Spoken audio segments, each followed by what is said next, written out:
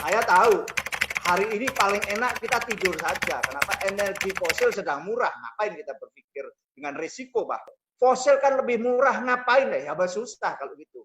Forum ini pun menjadi sia-sia menurut hemat kita kalau hanya sekedar nyerah dengan keadaan gitu. Justru sekarang menurut saya no or never kalau bahasa lagunya lah, bahwa sekarang waktunya kita atau tidak sama sekali untuk masuk ke energi baru terbarukan. Kenapa? Ini dunia sekarang mengarah ke sana juga gitu loh. Seperti tadi dikemukakan, kita telah meratifikasi Komisi 7 khususnya adalah dengan protokol Kyoto dan sebagainya menjadi undang-undang. Mau tidak mau kita juga harus melakukan itu, mereduce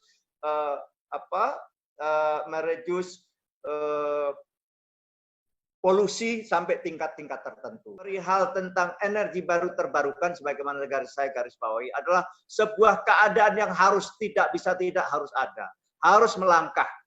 Betapapun sulitnya, terlebih-lebih, ya, sebagaimana kita ketahui, tantangan adalah berat sekali, lagi-lagi dari nilai keekonomian misalnya. Economic scale daripada energi baru terbarukan sudah barang tentu mendapat tantangan baru ketika energi fosil tiba-tiba harganya anjlok dan sebagainya. Tapi justru di sini sebenarnya ada sebuah peluang karena kita sadari kalau energi fosil atau minyak katakanlah crude anjlok begini, maka bisnis di sektor hulu di migas minyak ini juga sangat-sangat tidak menarik jadinya karena margin sudah barang tentu kecil. Nah, sehingga ini juga sebuah peluang bagi pengembangan energi baru terbarukan sebetulnya. Karena memang fakta membuktikan dalam 10 tahun terakhir saja kita produksi minyak kita terus anjlok. Dan sampai titik kulminasi mungkin tahun ini atau tahun kemarin bahkan hanya mencapai 740.000 barrel per hari untuk minyak. Dan ada semuanya angka-angka.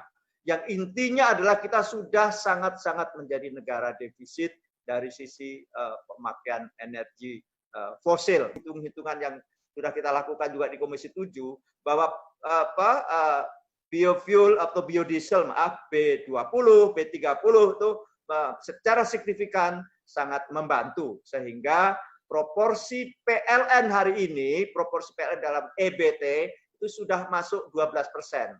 Hanya saja secara nasional memang secara energi secara nasional kita baru 8,59% kurang lebih EBT kita. Nah, inilah problem-problem yang real kita hadapi. Jadi ada peluang di saat kesusahan seperti hari ini. PLN misalnya, kita tahu ada beberapa pembangkit yang itu tidak efisien.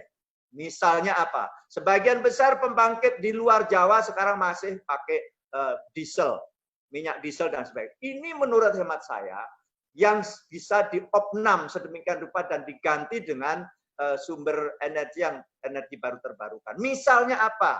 Nah, lagi-lagi tadi juga sudah disebut dengan berbagai keunggulan dan kelemahannya. Misalnya pembangkit listrik tenaga surya misalnya. Saya kira kok bisa itu.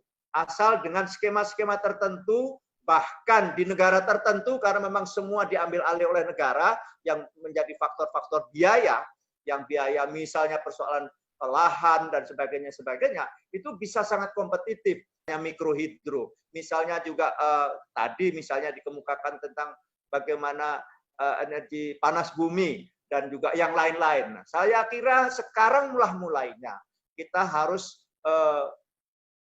bertindak atau bersikap yang bisa direalisasi segera.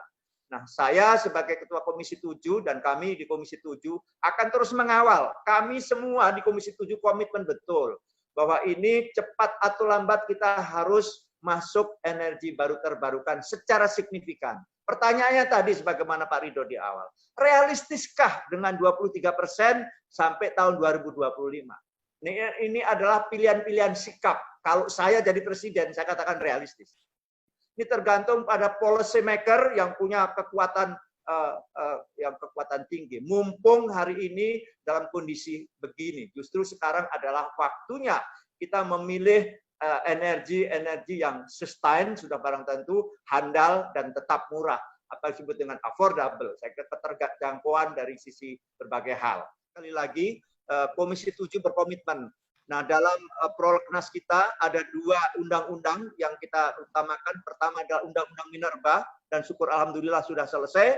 Dan sekarang masuk yang lain adalah Undang-Undang Energi Baru Terbarukan.